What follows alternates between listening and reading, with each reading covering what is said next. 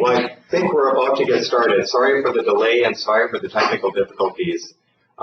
We were trying to use that one over there, and the light kept flickering on and off, so that was out.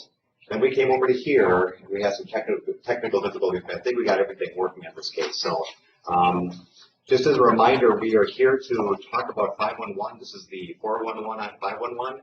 Great title, by the way. I don't know who came up with that. Was that yours, Kelly? I don't think so. I think it was Noreen. Okay, pretty. But I grabbed it when she said it. So Kelly is going to be, well, before we do that, let me start off.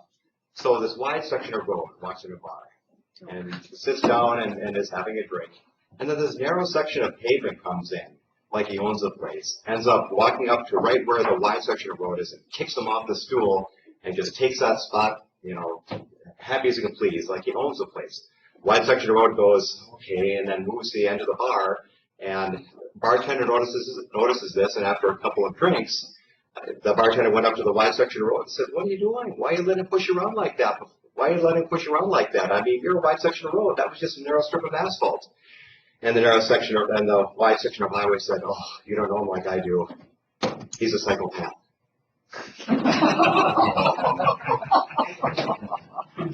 That came from District 6.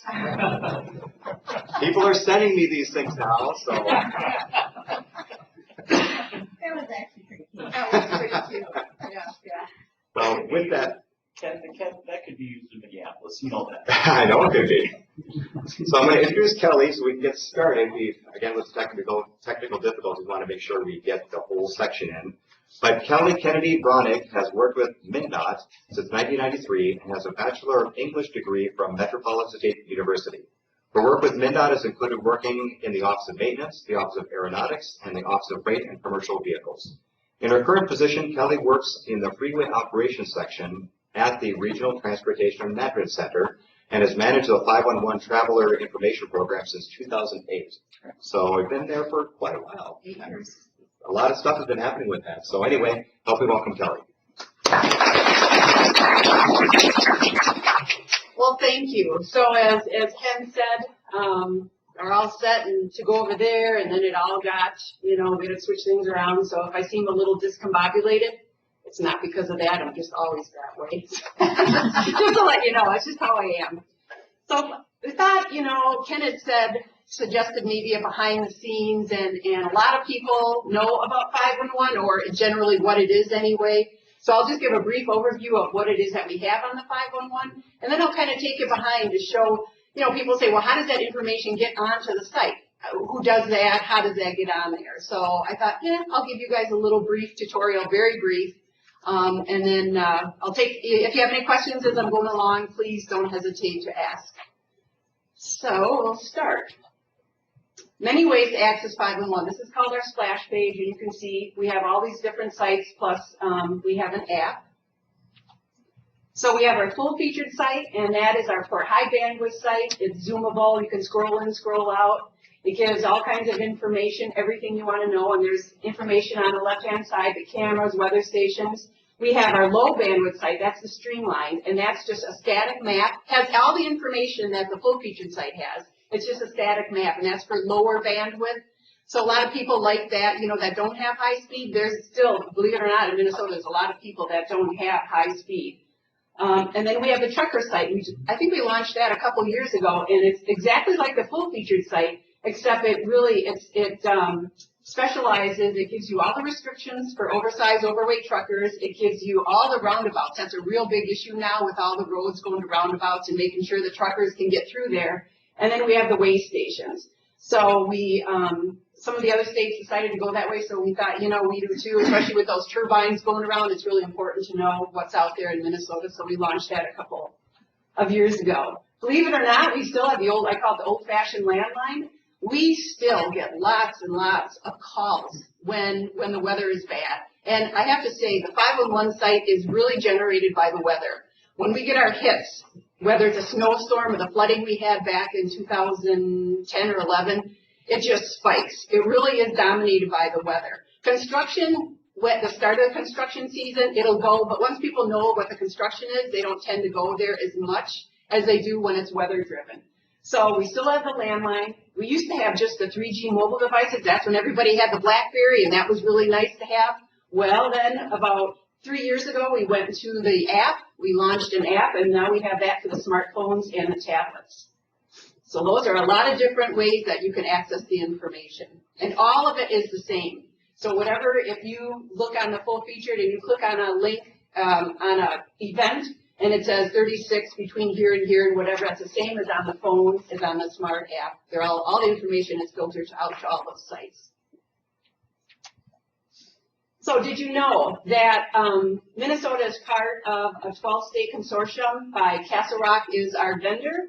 And here are the different states that we have. And if you can see, New York Thruway, Sacramento and San Diego, I know they're not states, they're whatever they are, municipalities or something, I'm not sure what they are, but they're part of, they're big in their own right, they're part of our consortium. And we just found out that Colorado and British Columbia in Canada is joining our consortium, so that's really good news. What this does is it helps alleviate costs associated with the different enhancements, the different features that we have. And it really is nice to have input from all the other states. We all come together and discuss what works, what doesn't work. And obviously in different mountain states, we don't have like chain laws and those type of things. But for the most part, we all agree on the basics of 511. And we just, bounce things off each other. So it's really good to have this consortium. What's new? We launched this road weather information system, RWIS stations, back in, I don't know, I want to say January, something like that. And anyway, if you click on the link, you'll see all these little gauges. And when there's no blue, and I don't see any blue on this one, the blue would be on the bottom half, like right here. That would be blue. That means it's below freezing. So when I took this, which was the other day, it was 68 degrees in Ely. You can see no snow. I took this one back in January something, 2 degrees, and you can see the snow, and that's an identical picture, just at 2 different times of the year. So it was really helpful for outstate. We have lots of cameras in the metro area. I mean, over 800 some cameras. Outstate hardly have any. So by having, people are really excited to go up here and see all these different cameras. They can click on it, look at the camera, get the temperature, get the humidity, get if there's any precipitation. It's really a good feature to have. Uh-oh. Just a cancel. Okay. Let's hope. Okay. So that's RWIS, and we're very excited about that. Cars delay. This is a new feature we launched, I want to say last fall. And what this does is when we have incidents, and our incidents crashes are by those purple exclamation icons, when it figures out, it's done by algorithms, it's calculated, when it gets to be a number of minutes, it pops up, it enlarges. So normally our icons are small, but when there's a delay, when there's a delay, it enlarges the icon automatically, and then it shades it with this orange. And then it gives you over here what the delay is in minutes. So if you ever look, go in and check it out. And like if you're heading home or whatever, if you want to check out if there's any delay, you can go on to Cars Delay, and it'll let you know what the delay in minutes is. Very nice. It's really interesting to see in the wintertime, when we have all of our spinouts and crashes, you go and look on our site, and you'll see all these purple icons everywhere with this big orange glow around it. This is Cars Cap. We launched it last spring, I think. And this is the National Weather Service. What we do is we import their information, only the warnings. And so that CAP is called Common Alert Protocol. And we have our blizzard, winter storm. You can see all the different ones. Tornado is a big one in the summer, but also we have our severe thunderstorm warning. And you can see that little off to the right there with a little red around it. The gray shaded area are the counties that are affected by the weather. So if you ever look at the map and you think something, well, I'm just a weather geek, I like to check on the weather all the time, so I'm always looking in the summer or the spring whenever there's any weather. And it'll show you the gray area with a little thunderstorm, and then that red means that it's either a tornado warning. I'm not sure if it comes up red for, maybe for a flash flood warning, I think. Those are the two that turn red, meaning severe potential damage. So we always, you can click on that, it opens it up and tells you what the counties are, and then for more information, it links you to the National Weather site. So that's, I think that's, and what I liked about that when we brought it on is, especially in the winter, when we're putting out our road conditions, our weather road conditions, and we say, you know, partially covered, completely covered, or no travel advised, usually there is a National Weather Service warning saying winter storm warning or blizzard warning. So that's on top of our road conditions. That just reinforces the message, hey, look, people, you know, this is serious. We don't want you to be out there traveling. So that's just another way to keep that, let people know that this isn't anything to mess with. So this is our basic full-featured site. And what we have on there are construction events, which we're just being inundated with now, just ramping up. Maintenance and crash icons. So you can see the little calendar with the numbers, those are future events. So if you click on that the other day, so this would have been, when did I do this? I think last Thursday. So the events were coming up Friday the 15th, you have the 18th. These are all within the month that event is, that those construction projects are going to be happening. And then you have the crash icons there. And this is just our legend down here explaining the different. So this is what the program looks like when you go in and actually enter the event. So I'm going to go to the live site and show you, but this is just as CARS software. CARS is Condition Acquisition Reporting System. And that's what all the states use. And this has been since 2001 when we started this. So it's been there a while. We've had it 15 years now. And this is our road weather reporting. This is what the guys in the field will check the road reports, and they'll either automatically enter it themselves now that it's available on an iPad, or they call it into the patrol dispatch here and down in Rochester, and they will enter the reports. And it has all the sub areas under each of the districts. CARS CAD. This is a feature that takes all of the crashes and incidents from the patrol's CAD, the computer-aided dispatch server. We grab those from their server, and then we populate it onto our site. Prior to, we started this in 2009. Prior to that, we had to manually go in, and if you've ever been to the ops center and it's crazy busy, you know, very few incidents were getting put in, crashes were getting put in just because there's so much other stuff to do. So this was really a great feature to have, to allow these to automatically come onto our site. We have the ability to go ahead and this little pencil, we can it's called take over the event. So we can either change it, if we find out it's not exactly where it should be, we can change the location. We can say if there's a lane closure, because when it comes in, it's only telling you there's a crash at, let's say, 36 in Hamlin, eastbound. It doesn't give you any more information than that. So if we have more information, we can go in and add it and then post it again and bring it up. Here's our camera page. This is part of our CARS software system also. We actually, Mary and I, she works with me, Mary Minor over there. She's a camera lady. She's great at, all the cameras we have are in this camera list that we have. That's part of the CARS program. So whenever there's changes that need to be added or deleted, we do that for the 511 site. We do it ourselves. We go ahead and add them or delete them. And that's with the ARWA sites too. So with ARWA sites, oh gosh, I don't know, I want to say it must be close to 900 cameras. And they're all by highway, starting with, you know, whatever the very, Minnesota 1 or whatever, all the way down. Got a lot of cameras. This is a floodgate message, and it's not used too much. I don't know if you've ever even seen it, but what it is if there's ever an emergency or something where you want to get the word out, it goes across the banner on our full featured site. All the sites, it gets a banner where if you see the scrolling banner, that'll get put up there. And you use it for, right here I have flash flood warning for metro area. So that would be what comes across on the scrolling banner. And then for more information, and down here I would put, you know, more information, maybe particular counties or whatever, and then I would hit create.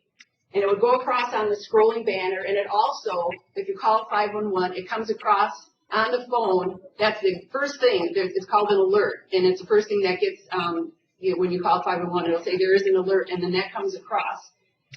And We don't use it that often, but I did use it this past winter. I think down in D7 there were, I don't know, icy conditions or storm. I know it was some kind of a blizzard or whatever, but there were numerous crashes all over 90 and down in that area.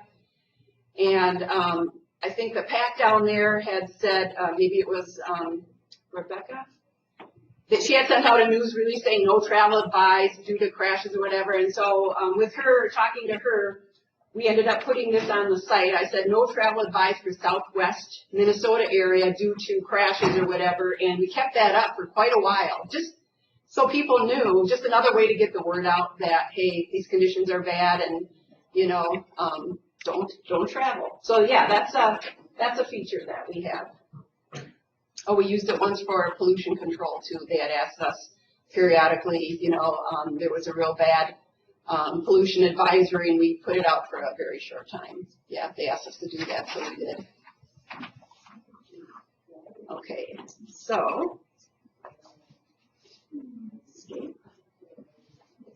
And let me go to,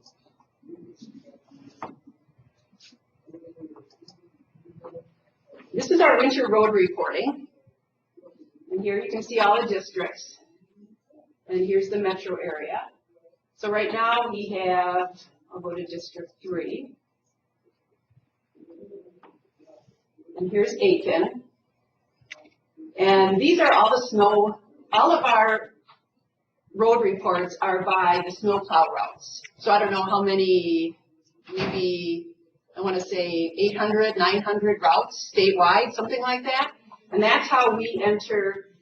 They're entered as TP. That's everybody has the same type of numbering and letter system for their routes. And so Aiken happens to have quite a few, 23. So they'll call in, they'll do their routes, and they'll call in and they'll say for Aiken, you know, the conditions are normal. So then you just go ahead and I would click Aiken if I was going to be doing this. It highlights them all, or I could just actually manually, or on the iPad, you can just check with your finger. I'm going to go ahead and say all of Aiken, and then you're going to select the coverage. So down here it's normal, partially covered, completely covered, travel not advised or closed. I'll say partially covered. And then it says coverage type. And you have, it's hard to read, frost, ice, snow. So I'll say partially covered with snow. And then if I wanted to hit submit, I would hit submit, which I'm not going to do because these are live right now. But I could put a blizzard warning up in northwest Minnesota and people would, you know, but I could take it away right away too. But somebody might, next instant that I would put it up there, somebody might see it and get upset. So I won't do that. But anyway, so it would come up with partially covered snow. And then here's a nice little feature. In the past, most of the people that entered the road conditions, they didn't really check to see if they ever made them to 511. And believe it or not, sometimes they don't get posted for whatever reason. So on this new segment that we have a show state map.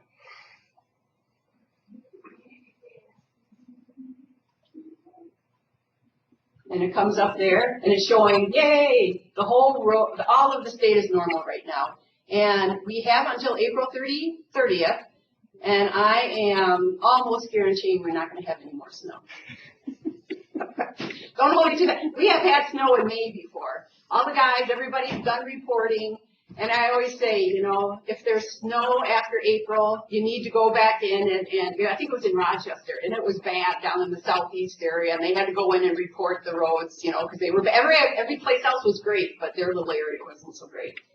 But now you can, you know, check right away to make sure that the conditions are there. So that's it. It's fairly simple. It's a very easy device.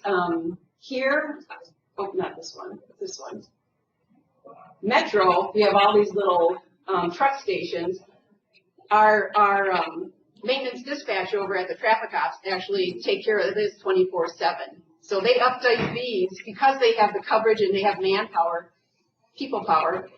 They can update every 4 hours. The districts, because they don't have as many people and it's harder, they've got long stretches and it can change a lot, but the districts enter twice a day, 6 a.m. in the morning, 6 a.m. in the evening, or as conditions change. So if something drastically changes and they have to go and plow that route again, they'll go in, call in, and update the change. these changes aren't always the same. So if Anoka, let's say this one happened to be one, but these two were normal, they're not. This is why it's intended to be, well, that's why we call it segments, because you can get in and really fine tune the different areas that you're checking on. They're not, you know, all of the metro area isn't always good. I mean, you know how the snow can hit the northern part and the southern part can be really good. So that's why, you know, we fine tuned it to this. Any questions on this before I go? It's really an easy system overall. So how is the notification actually done to you? Is it any of it automated? Like, if, for instance, they close a highway and more of the sign, barricades come down. Down in the southwest there. Right. Does that automatically flash on the screen, or? Oh no, we have communication. So there's a couple of things. First, you know, the supervisor down there will say, okay, yep, we got to close it. I think it's that, well, I don't know what they're, you know, where they are on the management, but they're up there. And if they decide to close it because it's so bad, usually along with State Patrol due to the number of crashes or whatever, then they let the PAC know, the Public Affairs Coordinator. They'll send out, you know, a closure, a news release saying that this road is closed. They inform Patrol, who will enter it in as a closed on here. It's all, you know, they either may call on the phone or they have those radio, 800 megahertz or whatever those are, those radios that they can call in and get the information that way. But it's always verified, you know, and then it'll come up as the little red circle on that stretch showing that that road is closed. So now you've got access to all the cameras. Mm-hmm. So when you're looking at a camera, is there any indication that, well, I can see the road's blown full and people can't get through? Can you just cancel it? Or can you just close the road or show it as being closed? Me? Or who? Yeah, right from central operations. Or No. Somebody have to go out there and No. take a look at it. No, it has to go through either the district engineer or the assistant district engineer, somebody up, you know, one of their own people in the field. They have to verify. It could look like that because one of the things that I noticed was we have our RWIS cameras now, so I like to check different parts of the state. I was looking up in Ely, and there was a stretch of road, and it looked like it said completely covered. But that one stretch looked like it wasn't completely covered. Maybe the snow had hit it, and it looked like it was pretty clear. But then somebody reminded me, that's only a little part of that road. I mean, Minnesota 1 can extend. And so that little part of the road where that camera was looking looked good, but the other stretch could have been still completely covered. So, you know, you can't always look at the camera and think, oh, that whole road's going to be whatever. It's just, you know, a certain portion of that segment of the segment, so to speak. That make sense? Yeah. Well, in a way. Okay. Did you want to ask the chair? Oh, I'm fine. Oh, I'm sorry. So who puts all this information in here, Kelly? Not just you, right? No, the State Patrol. State Patrol. They get the information from the DOT field personnel, meaning the dispatch, or sometimes their own guys. DOT have the ability to enter it themselves. Oh, okay. Which is really nice because that alleviates that third person, you know, it takes away the middle person, yeah. Because the dispatch, this is how, when it's really busy and they've got crashes, they got a lot going on, and you know, I give seminars to them all the time, and their last thing to do is worry about entering road conditions. They will eventually, they're supposed to enter it within half an hour of receiving the report, but things happen, you know. So if DOT can do it, that's great. Otherwise, you know, Patrol will enter it, get that information and enter it. Yeah. Could spring load restrictions be placed on the system? You mean like with a little icon or? I don't know, color of the road or, you know, if it's restricted up in the north area or. Yeah. You know, that's. Could it handle that? Oh, I'm sure there's always a way. What I found out with this program, you can do almost anything. You know, it's just a matter of finding out if there's other states that would want to do it, and then talking to our vendor and coming up with a scope of work and a cost, and you know, going about it that way. But right now we have a different website that handles. I saw that. Yep. And it seems kind of awkward having two different. And I run across it a lot with a lot of information with 501 and some other programs, that it's like there can be multiple uses for it. So, but that's something, if you want to email me and maybe we can, talk about it or get the word out. And I'm going to be going to our CARS consortium. We meet once a year. So I'll be attending with all the other states and I could bring that up and see if other states are interested in something. I don't know who all has spring load restrictions. Idaho is I don't know if I'm sure they've got a lot of, mountains and trucks and stuff that go through there, so. I think any northern state that deals with, subgrade, getting saturated. Okay. I mean, and Okay. Yeah, that's a good point though, yeah. Anybody else? Okay. Let's see, was it Chrome, Ken, I think? Yeah. you're in Chrome right now. Oh, okay, so it Internet was Explorer Internet for the other one. Explorer. Next one. This is the main hub of where the majority of our work is. This is where all of the information that, other than the road reporting, the segments, this is where you put all the restrictions, all the future events, all closed roads, construction, maintenance, crashes. It's all generated through this program called CARS. And this is this is our drop-down menu that shows you, it's really simple. We try to keep it as simple as possible. There are 4 different tabs. You have location and description, the first tab, text and detour info, quantities and times, those are related to truckers, length and width and those type of things, and then email notifications. Majority of the time, the roads are major roads that we put in. So I'm going to go ahead and my, the one I always use is 36 because that's what I use to travel. I'm going to go ahead and enter 36 and it comes up with Minnesota 36. So here, I am going to say between Hadley Road, and you can see the little push pin there, that's the start, and Dale, and that's the ending point, and that'll be a purple pin. So between here and here, I'm gonna make it very dark in here to make Okay. this thing a little It's hard to easier see. Oh, that's good. First of all, I should say that where does the information come from that gets put onto this? There's the project engineers and inspectors for any project, any construction, any maintenance. There's a form called the 511 lane closure form. It follows this format. It asks what the route is. It says from and to location. Everything that's on here is on that form. So they're supposed to fill out, they meaning whoever it is, the project engineer or the inspectors, fills out that form, hands it to their admin person, or here in the metro, it's the construction offices. They each have their people they work with. In districts, they have their people they work with. So they will receive that form, and then they will just go in here and enter that information. Right now, for CARS itself, there are like 100 people that use the CARS program, the segments program, and the CARS CAD program. So when they get that form, they just take the information off that form and they start entering in here. So say I'm taking it off the form, I'm saying this, and I'm going to say that it's eastbound.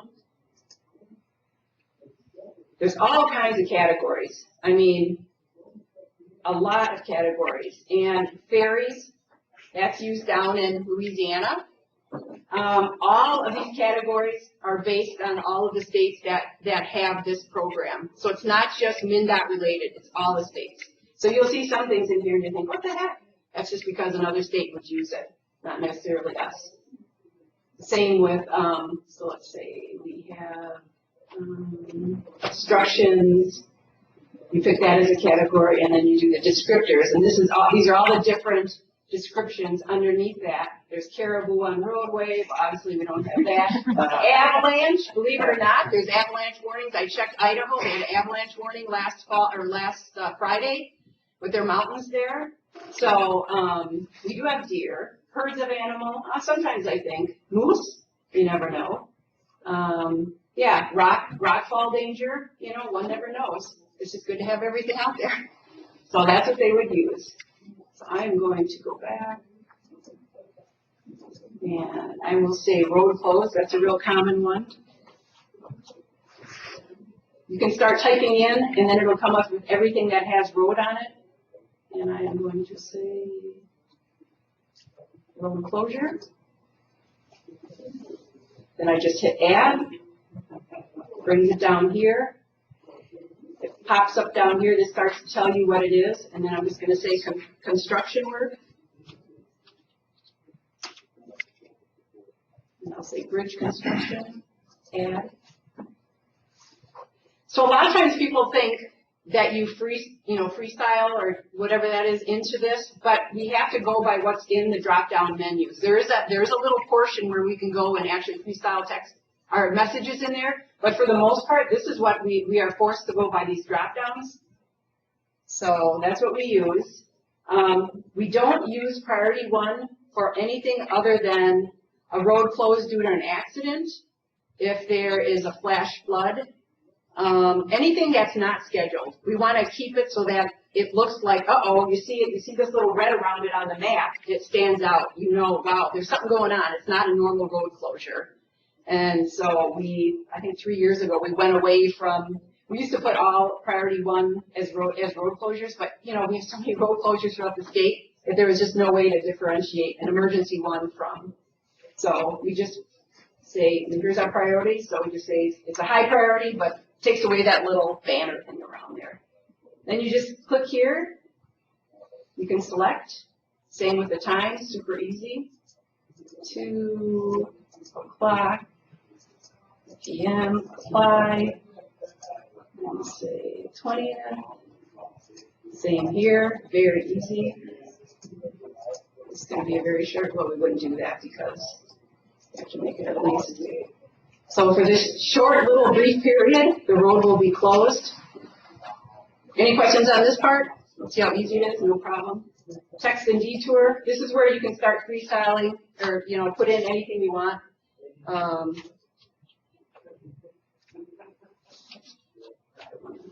would just put watch out for backups. We would never do this, I'm just telling you this. You can see I can do that myself.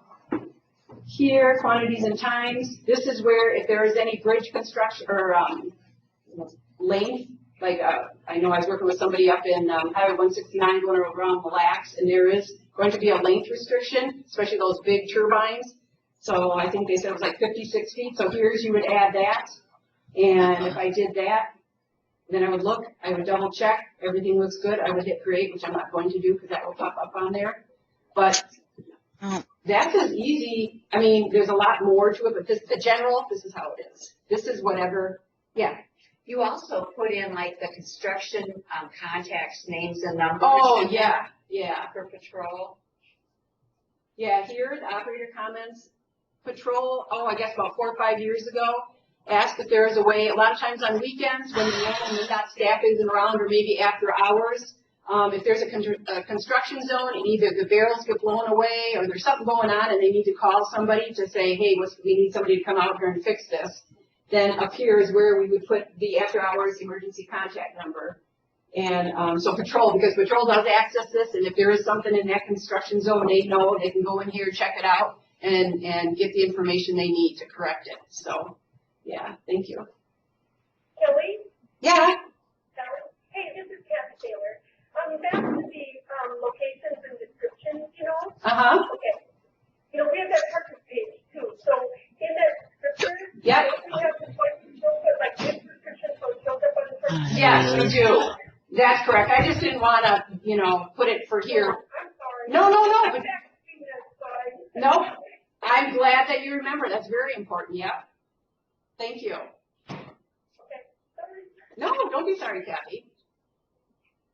So any questions on this? As you can see, it's really an easy format.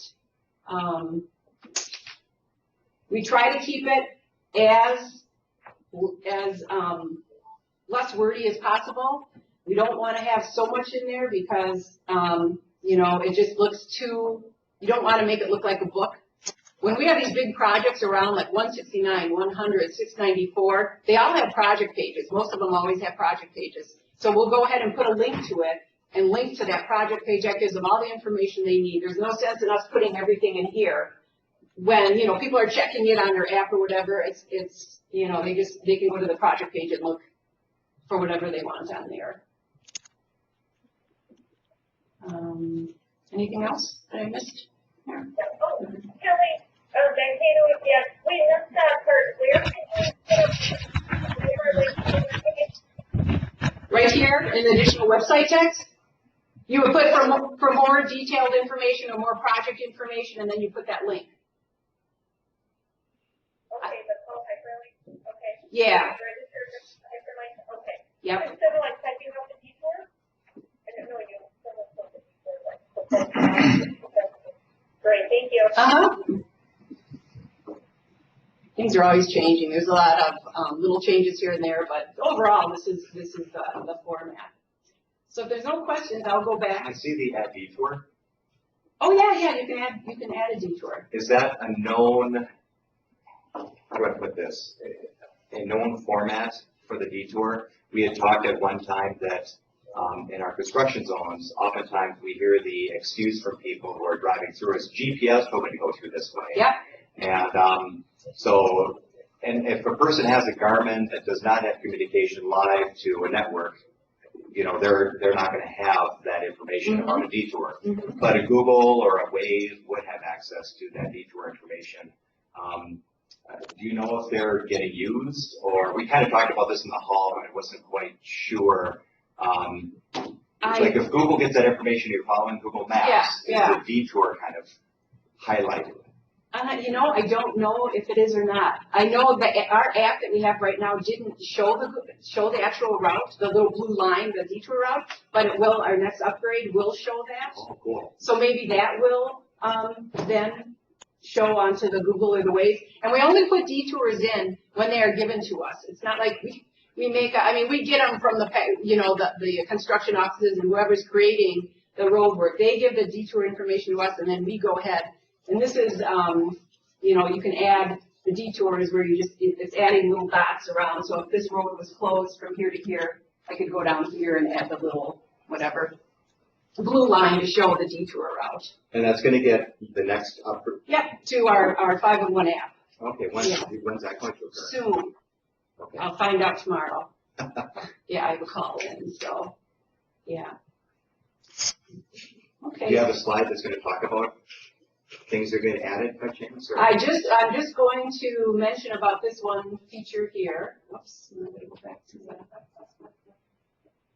And so right now we have a project. We're working on a snowplow fix. And this is where I think right now there's 80 maybe plows that have cameras in the front of them, and they will be taking pictures. So just like here, every, I want to say 5 minutes, or maybe it's 3 minutes, it's configurable. I don't know what it's set at, it changes. But that camera will take pictures, and it'll hold them for, I want to say, an hour. So every maybe 3 minutes, so pictures will be taken. It'll be broadcast onto the site. It will not work if the snowplow is like on the ramp or off or parked. It'll only work if it's going more than, Dan, do you remember? 10 miles an hour, meaning that it has to be showing that it's going somewhere, you know. So it will be an overlay. So as with all of our other pictures, we have the traffic cameras, we have the RWIS cameras, and then we will have, they're called the snowplow pick cameras. And I think that would be really great in the winter time. If you want to see what's going on, you'll be able to get a real-time picture of the roads in, you know, all, because it's 80 plows throughout the state of Minnesota. Actually, I think it's over 2020. But they're not all configured with cameras yet, I don't think. Are they? I thought, talk with maintenance, I got Okay, that. okay, well, wow, then that's even more. Will it show the position of the plows? Yeah, yes, it will. It'll show it on, so if you click on the plow, a little pop-up window will appear, and it'll have the location, and it'll show you in the actual area from here to here, where it's located. Yep, it will have that. And that is, that should be, it will be ready by next snow and ice season. We might test it a little bit this summer with some other things, I think, some construction maybe, just to test it out. but it will be available next October when we start our snow and ice season again. 790. And I don't know. I think we're hopeful that we won't get as many calls. You will get the calls like you don't have any plows out. So they can go to this site and actually see, oh wow, there's 200 plows out, you know? Yeah, and that's one of the things is maintenance, they're looking at upgrading their fleet.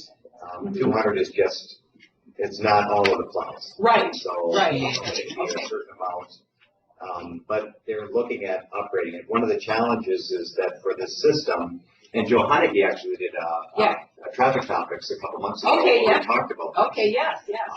And one of the challenges is for the picture to work, the plow has to be outfitted with an AVL. And that's where we don't have all of our plows outfitted with AVL. The AVL, okay.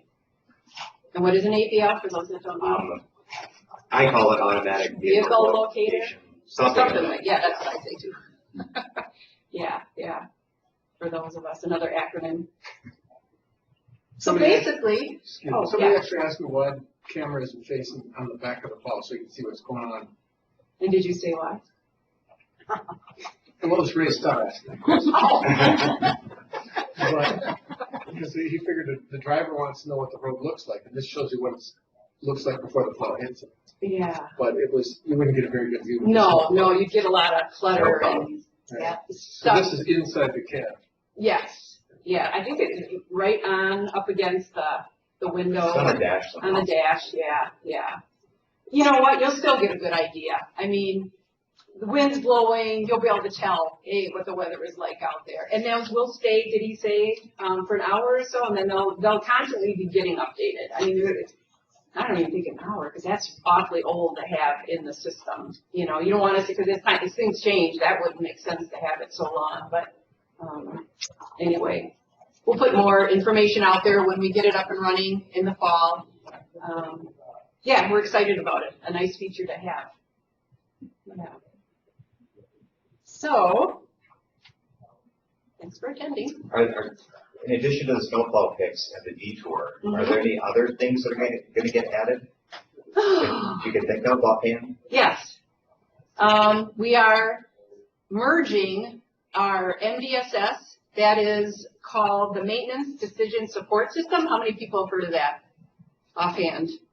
So that is, I found out that maintenance, I'm working with Jake and Cole, and that is where maintenance has in their snowplow, their fleets of snowplow, they have these AVL, and they actually have like a little computer, and they can touch, it's kind of like our segments where you can touch what the road's like. So the road is clear, or it's this or that. So they're touching all this as they're plowing or looking. They can go in, and on that stretch, they can put in what the road is like. And so Jacob was talking to me, he said, look, we have this, and he said, it's kind of like what you guys have for segments. So we started thinking, geez. I asked him, I said, well, where does this go? Who uses this? And he said, well, there's some kind of a lawsuit going on at the time with MDSS, but he said, right now, it's just the maintenance supervisors are looking at it. And I thought, oh, so the public doesn't see this. And this is 24/7. This gets updated far more frequently than our segments. And he said, yeah. And he said, no, the public doesn't see it. So through talking through some other people and working together, it came about that our vendor was very, very, very excited about merging this MDSS with the segments. And we're working on that right now. Completion date is June of 2017. What they will do is they're creating a server that it'll show what the MDSS is and what our segments is. And so for a good portion of the year, we're going to be monitoring to make sure that what they have and what we have is very similar. And then once it looks really good, then we're kind of go live. And it'll come up with, if you click on a segment, it'll come up with an album view, and it'll say MnDOT staff reports, and that's our segments. That's what we do. And then it says, the second one will be something like computer. I don't know how they're going to word it, but it'll be the MDSS one, and it'll be and that'll be the one that's most updated. But so it'll show both of those, and we really have to do that. We have to have both of them. There could be a glitch could go wrong with the MDSS system, and if we didn't have our segments as a backup, we'd be out. So, but most of the time we're predicting that the MDSS will be the most current, especially on weekends when it's really hard for our conditions to get updated on weekends. This will go 365, 24/7. So us that work, we that work with this type of thing are very excited about it. It's a huge issue, or not huge issue. It's a huge goal to have this up there and running. Yeah, thank you. Those are our two big projects right now. You never know with 511. You know, I started out and it was just the phone and a little static, small little 511 website, and it's just with technology, it just keeps growing all the time. It's a lot. It's fun. Yeah. So, you know, you have a lot of cameras out there in some of the remote areas. Mm-hmm. And I've often kind of wondered, well, there's some areas that, you know, I used to drive out in western Minnesota to get back to my folks. Mm-hmm. And it just seemed like there's some areas that are really prone to closure for snow drifts.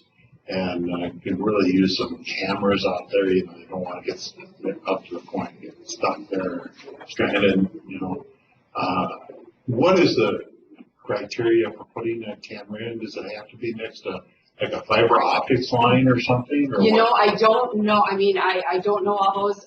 John Bjorquist is our ARWIS coordinator, and he knows. You're talking about ARWIS cameras specifically? Right. I'm not, and I do know they're putting more in, but I don't know what that is. I can certainly ask him. I don't. And what's your name? I'm Rod Kane. Rod Kane. Kane. If only it was that easy. Oh, no, it's not an easy one. Koeh. What is it? Ke? Koeh. Okay. These ARWIS sites, I'm checking it online as we're talking. Really cool information. It's got relative humidity. It's got the precipitation you've had over the past 1 hour, 2 hours, 12 hours, wind direction, wind speed, subsurface temperature. There's tons of really good There's information. a lot of information. Yeah. They're high-def cameras too. Oh, they're so nice.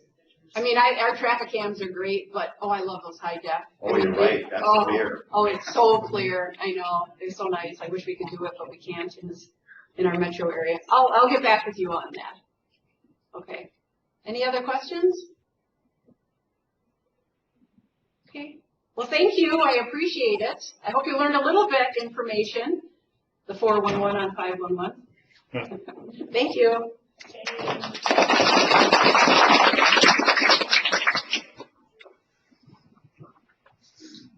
Thanks, Kelly. Really good job. Yeah. Very interesting to see how things are entered into the system. Yeah, it's really easy. Oh, yeah.